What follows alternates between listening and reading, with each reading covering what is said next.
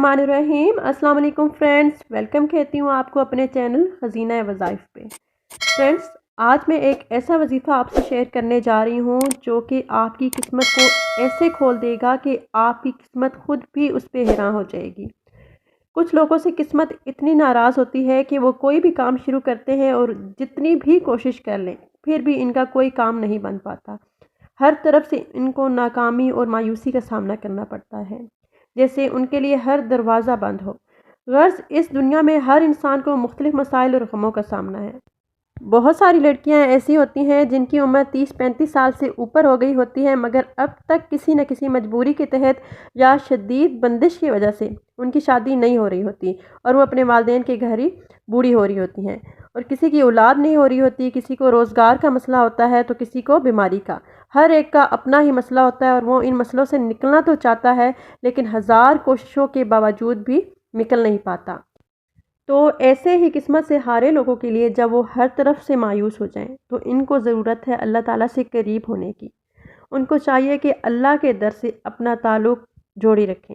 अपनी आदत बनाएं कि अल्लाह ताला के कलाम के ज़रिए उसको पढ़ के फिर अल्लाह ताला के हजूर गिड़गिड़ा कर दुआएं करें, ताकि अल्लाह ताला उनसे राज़ी हो और उन पे अपना फ़ज़ल करे और उनके काम बने।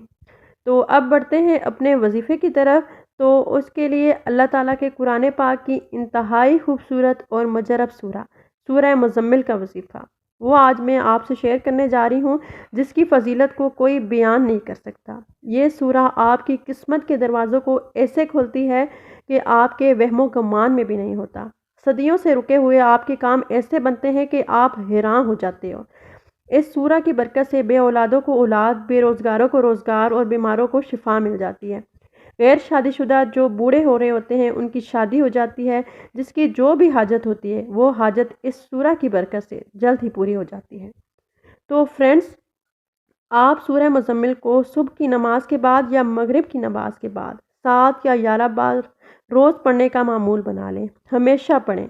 यकीन करें कि जब आपका ये मामूल बन जाएगा तो आपके काम ऐसे होने लगेंगे कि आपको यकीन नहीं आएगा।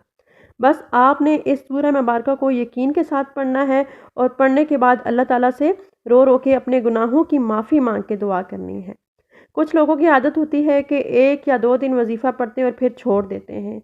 ऐसा आपने हरगिज़ नहीं करना। इस सूरह को आपने अपना मामूल बना लेना है, अपनी आदत बना लेनी है, ठीक है, ताकि आपकी ज़िंदगी में बरकतें ही बरकतें आएँ। और कोशिश करें कि इसके साथ हर वक्त गुनाहों से बचते रहें और नमाज की पाबंदी करें। फ्रेंड्स, उम्मीद करती हूँ कि मेरी आपको आज की ये वीडियो ज़रूर पसंद आएगी और इस वजीफ़े की बरकत आपको ज़रूर देखने को मिलेंगी।